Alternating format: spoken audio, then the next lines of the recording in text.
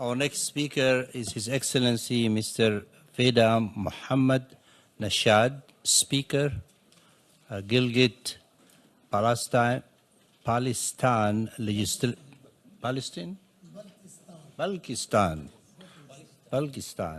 Legislative Assembly from Pakistan. You have the floor, sir. Bismillahirrahmanirrahim. Excellencies, respected ambassadors, ladies and gentlemen.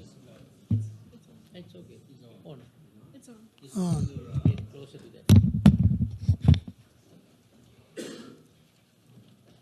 Good afternoon and Assalamu alaikum.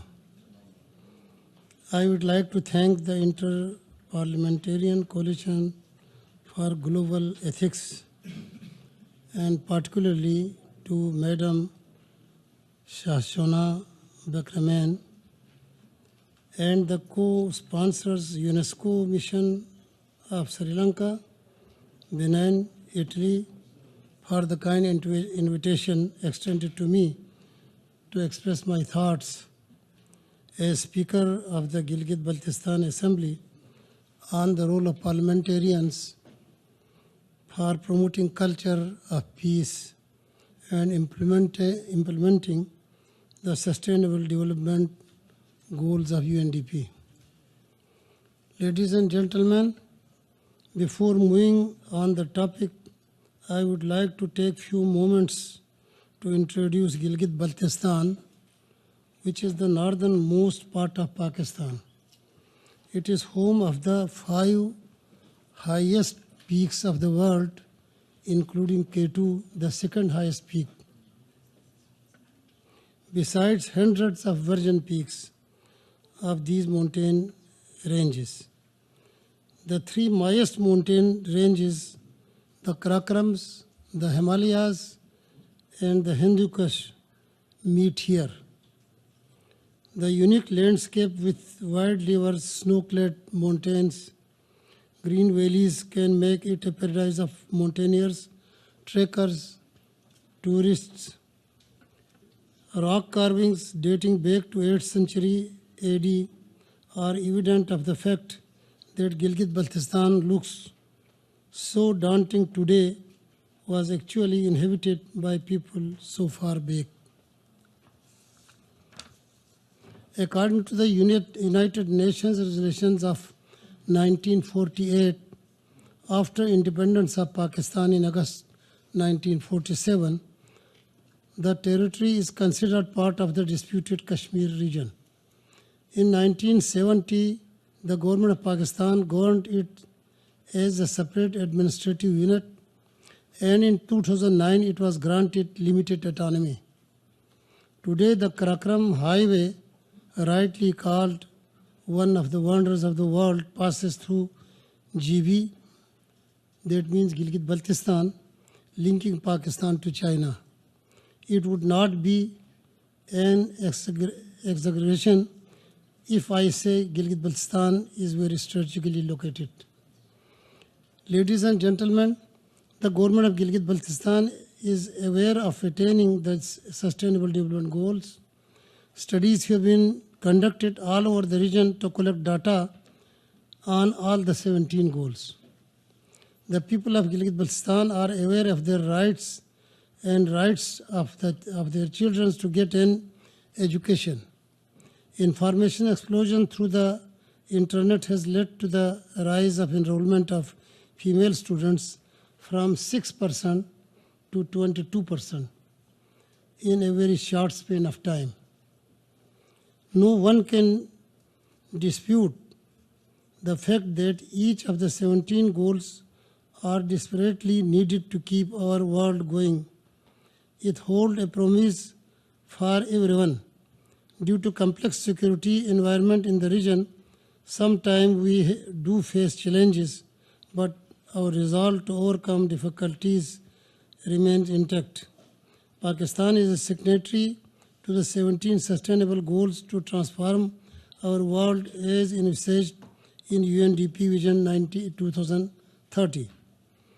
Ladies and gentlemen, we as parliamentarians have a huge responsibility towards the people who voted for us and must deliver in form of implementation of these goals.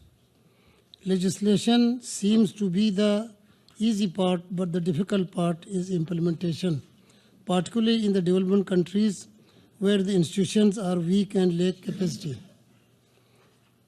The developed countries who have achieved these goals must help us in this regard so that we could build their capacity to achieve the sustainable goals, which has shown the way to the policy planners and the parliamentarians.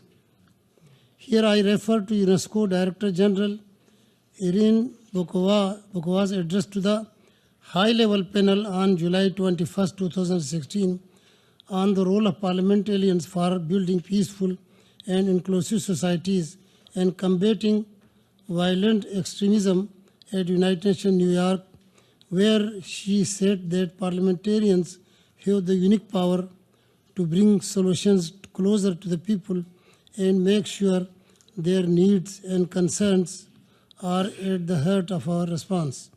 I totally agree with her. We all agree that access to education is a basic human right. In Pakistan, our efforts are on to build bridges of dialogues between cultures and faith to promote tolerance. We are aware that extremism has to be countered with peace education, with curriculum that teaches how to respect human rights. We continue to revive school curriculums and registered undocumented and religious schools to bring them into the mainstream so that they can teach life skills to the children who attend these schools. We as representatives of the people of a remote area understand the value of education and how it fosters an environment of understanding and tolerance. We know that education is a potentially liberating force promoting a culture of peace. It is a fundamental tool for professional development, and we have to stay competitive in an increasingly knowledge-based country and knowledge-based economy. In today's globalized world, every child should have access to quality education, health care, employment, security, and peace to achieve their goals in life. We strongly believe that job creation and decent work that will enable a person to lead a decent life is a very potent way to promote peace. Ladies and gentlemen, the promotion of culture of peace is at the heart of UNESCO's mandate. Culture of peace consists of a set of values, attitudes, customs, and traditions, ways of life that reflect respect for life, rejection of violence in all forms, recognition of equal rights of men and women, freedom, justice, tolerance, to establish a culture of peace for societies to thrive. I would like to mention here that media has a very important role to play in preventing violence and extremism through its programs that reach far and wide into the remote areas thanks to technology. As a parliamentarian, having witnessed a state of uncertainty and insecurity for decades, I believe the legislators have to take on the responsibility of not only legislating laws, but also of implementing these laws in action.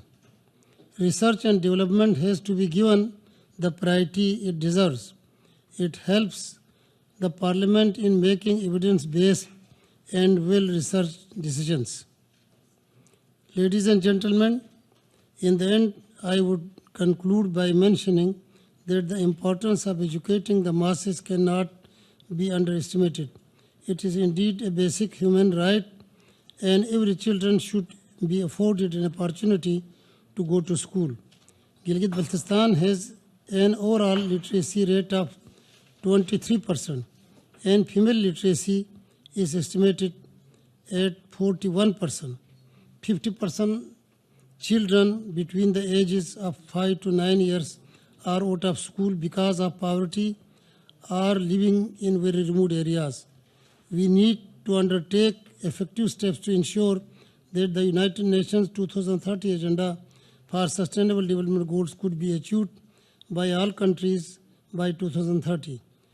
We reiterate our commitments to initiate legislation in our respective parliaments to do everything for promoting education and culture of peace. Thanks to all.